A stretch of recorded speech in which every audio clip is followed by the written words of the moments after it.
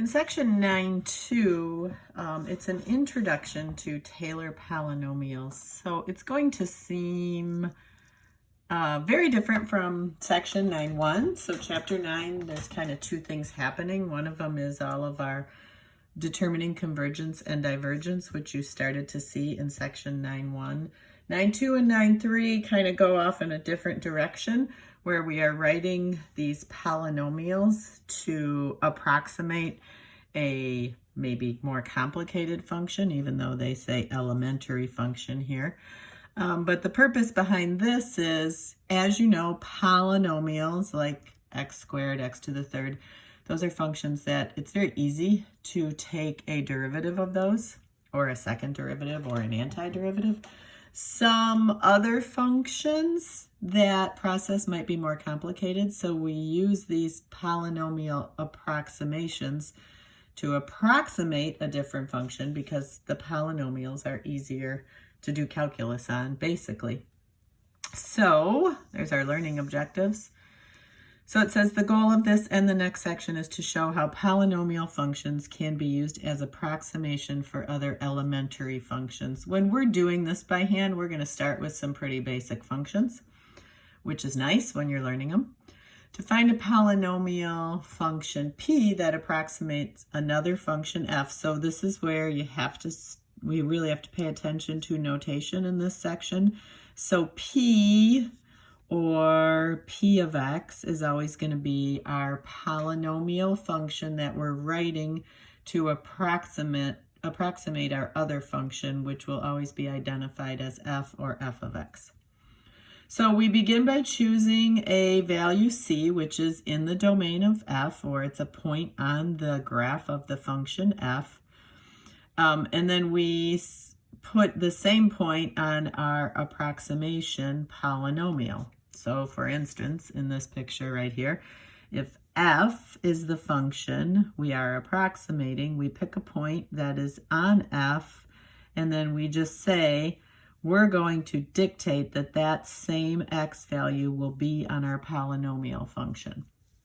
So it says the approximating polynomial, p of x, in this case it's going to be a line, is said to be expanded about c or centered at c. So that's this point that we pick. So we're saying we're starting here and then we're expanding our polynomial, our approximation about c. So that will become important later. Well, we'll always just know that c. Oftentimes it will be 0, sometimes it will be another number. So this says we have to guarantee that when x equals this c value, the y value of the function and the y value of the polynomial approximation are the same, which you can see here. Whether I put that c value into my function or into my polynomial, the y value will be the same. So we're saying, okay, that's a guarantee. We're saying it passes through this point. Of course, there are many polynomials whose graph would pass through that point. Our task is to find a polynomial whose graph resembles f near to that point. So think we're trying to find a polynomial that when we zoom in here at that c value, it behaves the same as our function, so then we can use it instead of our function to do calculus on, if that's the way you want to think about it. Oh, hang on, I got to move some stuff on my desk here. One way to do this is to oppose an additional requirement and say that the slope of the polynomial function also has to be the same at that point. So this would be the first derivative of our polynomial. Remember, this is our approximation function. And the first derivative of our function that we're trying to approximate are also equal at that c value. So with these two requirements, we can obtain a simple linear approximation. Now for this, hopefully you might be thinking, oh, I feel like we've done this before. This is the same in this example as like using a tangent line approximation or linearization, which we called it in an earlier chapter where we said L of x. And in this chapter, we're going to call it a first degree polynomial, but it's the same as finding this equation for this tangent line and saying, at this point, if I zoom in, this tangent line approximates my function. In this section, we are going to call it a first degree polynomial that approximates our function. Okay, so example 1 says our function is e to the x. That's a nice easy function for us to start with. And it says find a first degree polynomial. So think of a first degree polynomial is a line. So it's like x plus a constant, right? You'll notice this is the constant, this is our x, this is our coefficient. So in this section, you want to think of it as being written like this. They're going to put that constant term, which normally we have hanging off the end, that's going to be in the front. So this is kind of like our mx plus b slope-intercept form, but our b is in the front, whose slope and value agree with the value and the slope of f of x at 0. So we're doing this at 0. And remember, the requirement says the point and the slope need to be the same when we write this polynomial approximation. So you can think, okay, well, when x is 0, what is f of 0? So remember, our function is e to the x. So when x is 0, f of 0 is e to the 0, or 1. Our slope of f of x, or our first derivative for e to the x, is just e to the x. When we plug in 0, we again get e to the 0, or 1. So our point here is when x is 0, y is 1, so that's our point, and you can think of this as our slope. Our first derivative is our slope, so our slope is also 1. So if you were going to write an equation for this tangent line, you would say, oh, okay, well, y minus y equals m times x minus x. And then you could add that 1 to both sides, and I'm going to put it in front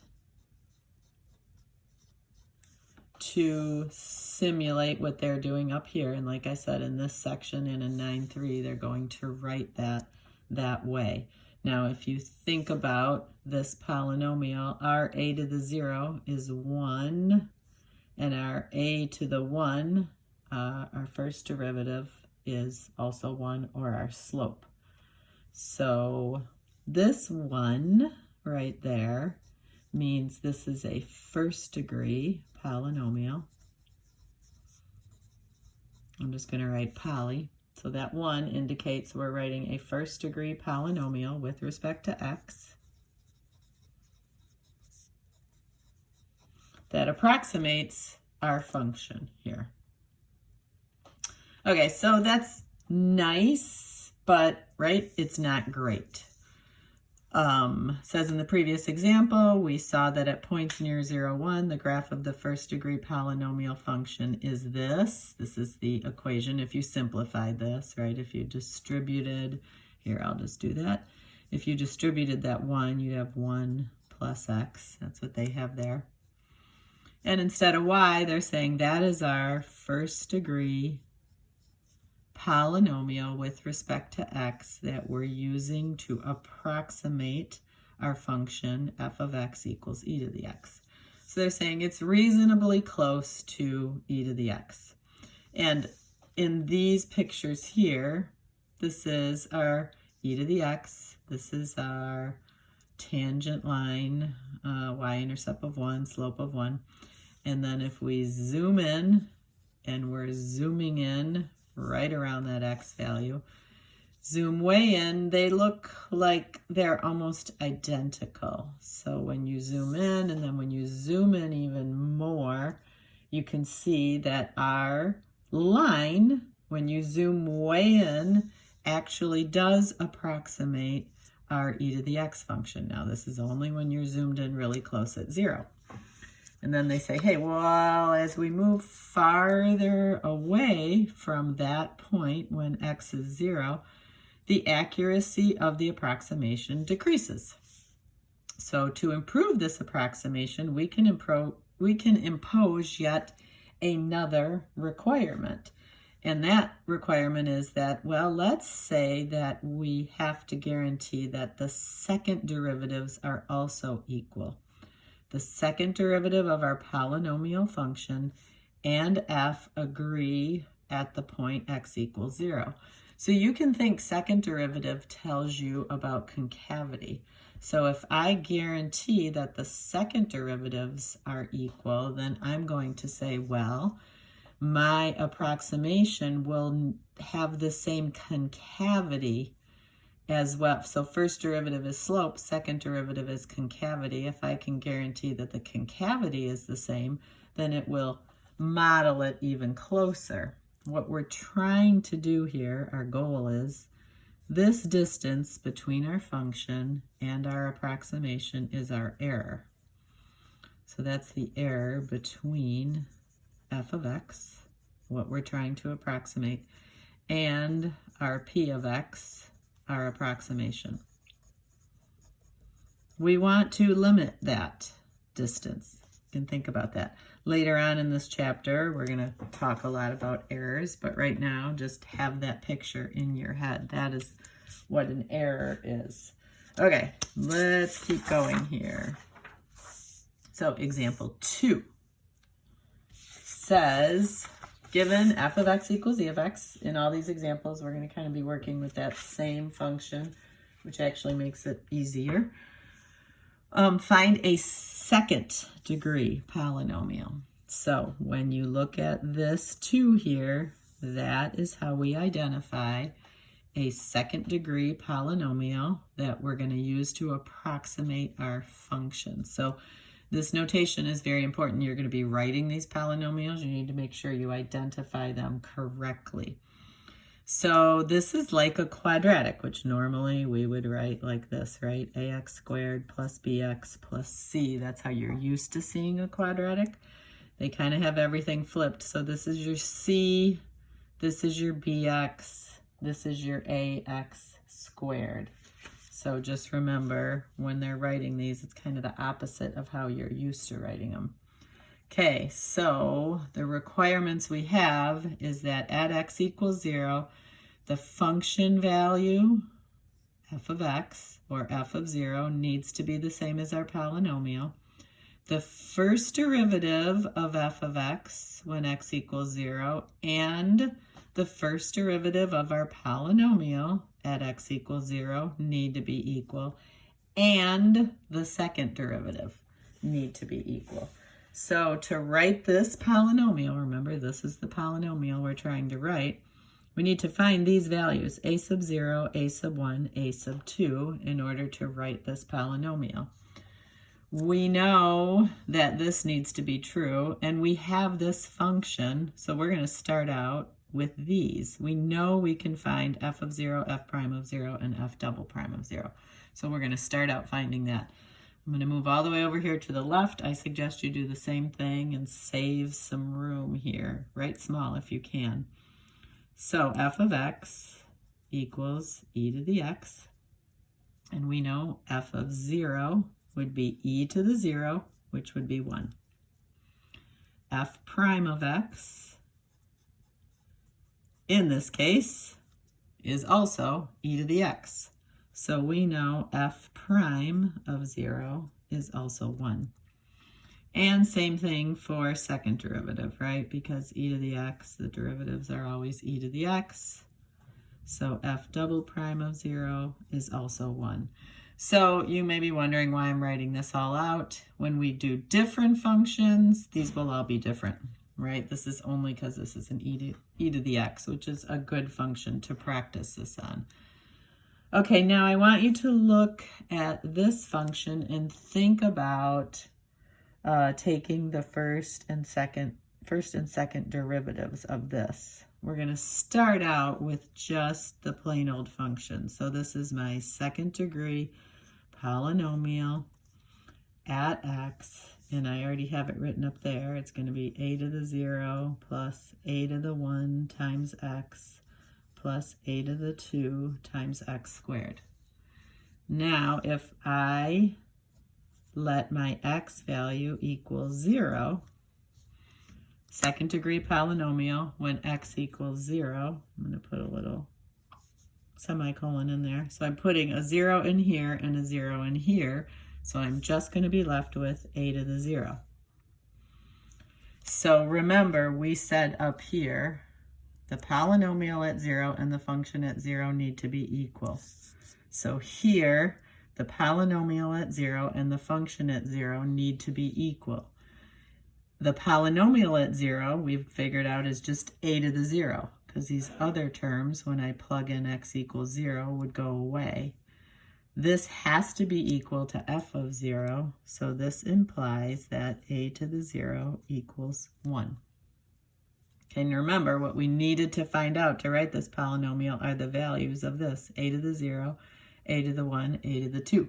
We just found out one of the things we need, a to the 0 equals 1. Okay, now let's take the derivative of this function. So I'm taking the first derivative of that polynomial approximation. When you're doing these notes, please document all this exactly like I am. This is how you will need to document it on your quizzes and tests also. So think about taking the derivative of this. This is just a function. I'm sorry, this is just a constant. Remember up here we said that c that hangs off the end, the way we have it written here, is our a to the 0. So the derivative of a constant is 0, so this is gone. This is like a constant times x. So the derivative of this term would just be a to the 1, right? The derivative of 2x is just 2. So the derivative of a constant times x is just the constant. And then the derivative of this would be 2 times a to the 2, or a sub 2, times x. So this is like doing derivative of 2x squared would be 2 times 2, x to the 2 minus 1, or just x to the 1. So this is the first derivative here. All right, now take this first derivative and plug in 0. So this is p prime of 2 when x equals 0. So if I plug a 0 in here, this whole term is going to become 0. So what am I left with? Just a sub 1. Remember this and f prime at 0 need to be equal. So here's f prime of 0. Here's p prime of 0. They have to be equal. F prime of 0 equals 1. So that implies a sub 1 also equals 1. Okay, so now I have my second coefficient. Now I just need to find this.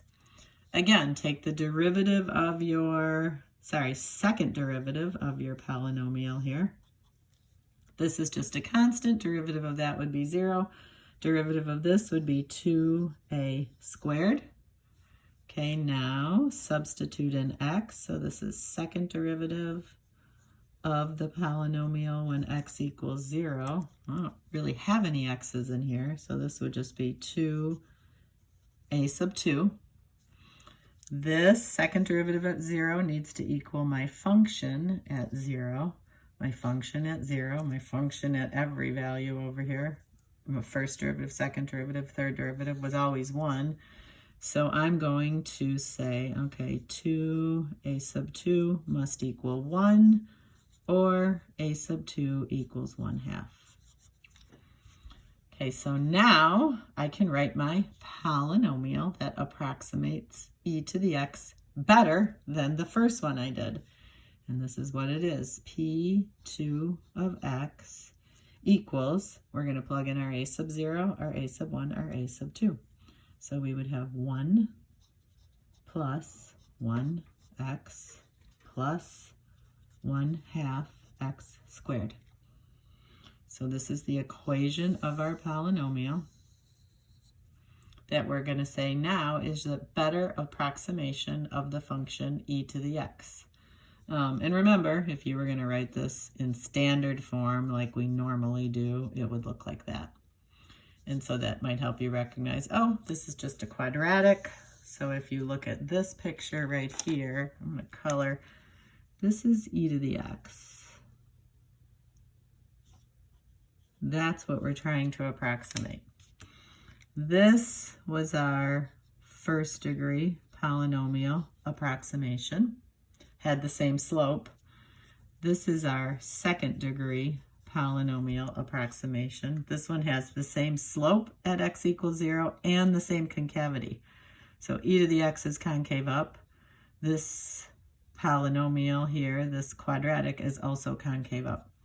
So now we're saying when we zoom in over here, we can zoom in not quite as close, and we can see for a bigger region here, because now the concavities match, that the error between our second degree polynomial and our function is less than that error was between our linear and our function. All right, now guess what? Third degree is even better. So we're going to go through the same process, but we're going to do a third degree polynomial. So that tells you you're doing a third degree polynomial. So we have to find a sub 1, a sub 0, a sub 1, a sub 2, a sub 3. All of these same requirements are going to be true here. These we already did, right? We just have to add our third derivative there. So I'm going to say again, I know that my function at 0 is 1. I'm not going to repeat these steps up here. Kind of have already seen that pattern. I know that the first derivative at 0 is 1. I know that the second derivative at 0 is 1. And I know that the third derivative at 0 is 1. So those are all my functions. We also know our polynomials at everything but the third. So let's, well, we'll write them out. We'll write them out. So this is what we're starting with. P3, I'm going to go right to P3 at 0. So I'm not going to write this column this time. I'm going to go right to this one. So I know if I'm taking the derivative of this, or I'm not taking the derivative if I'm just writing this function, but I'm plugging in 0, I'm going to have a sub 0 plus a sub 1 times 0 plus a sub 2 times 0 squared plus a sub 3 times 0 to the third. And then if I'm doing first derivative, so p prime of 3 at 0, I'm going to have a sub 1 plus 2, a sub 2 times 0 plus 3, a sub 3 times 0 to the third. And then if I'm doing second derivative at 0, I'm going to have 2 a sub 2 plus 6. So first derivative, second derivative, a sub, oh, hang on a second.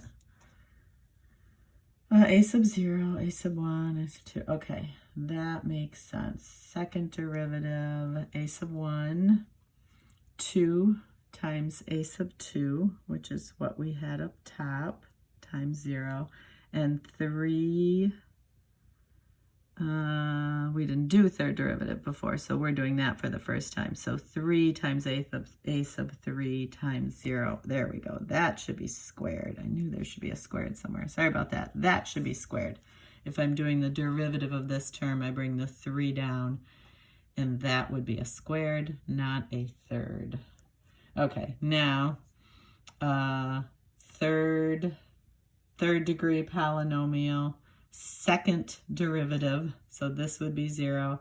I'd have 2 a sub 2 plus, if I bring this down, 2 times 3, that would be 6 a sub 3 times 0. And p third derivative of 3 at 0. This would be 0 because this is just a constant, and this would just be 6 a sub 3. Okay, now let's think about setting all of these equal. We know from before, I'm going to do this one down here, we know from before that a sub 0 equals 1, a sub 1 equals 1, a sub 2 equals 1/2, and now a sub 3, which we haven't found before, but you can think a sub 3, if I take this right here, 6 a sub 3 equals 1. So this is third derivative, has to equal third derivative. These are always 1. A sub 3 equals 1/6. Now the reason I wrote these down here like this is I want you to try to make a connection between these values, 1, 1, 1 over 2, 1 over 6. Can you make a connection between these numbers and, I'm going to say n. So I'm going to go up here and make almost like a table of values. I guess it isn't almost like a table of values, it is. So when n is 0, or when you're finding a sub 0, we got a 1. When n was 1, we got a 1 again. So this is our n. A sub 0, a sub 1, a sub 2, these are our n values. When n was 2, we got 1/2. When n was 3, we got 1/6. So when you're trying to find a pattern like this, because these are fractions, you might want to make these fractions also.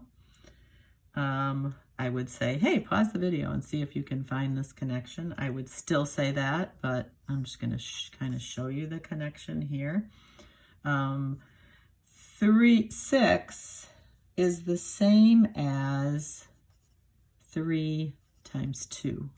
2 is the same as 2 times 1. 1 is the same as 1 times 1. This one might seem weird, but I'm going to say, hey, 3 times 2 times 1 is 3 factorial. 2 times 1 is 2 factorial. 1 times 1 is 1 factorial. And something that you might have forgotten is 0 factorial is always 1. So the relationship here is 1 over n factorial. So these coefficients follow this pattern when x is 0. So I can write our polynomial right now, our third degree polynomial, which would be p3 of x. It's going to start out the same as the other one, right? We're going to have 1 plus 1 to the x plus 1/2 x squared, and then plus 1/6 x to the third. So that's our polynomial. And you can also think about it as this: 1 over 0 factorial plus 1 over 1 factorial times x plus 1 over 2 factorial times x squared plus 1 over 3 factorial times x to the third. So this is sort of coming attractions in section 9.3. That is the end of section 9.2. So this is the type of stuff you'll be doing in your homework for 9.2, but you'll be working with different functions. So remember, the process is find all the derivatives at the x value of your given function. Your x value could be 0, or they might be a different number in your homework. Then take your polynomial function, write all the derivatives of that if you need to, or you could go right to writing the derivative with the x value plugged in, whatever you need to do. Like here, we kind of skipped this step and we went right to plugging in the 0. And then set those, go back up here, this one models it better. Set those values equal, whatever you get for your function value over here, set your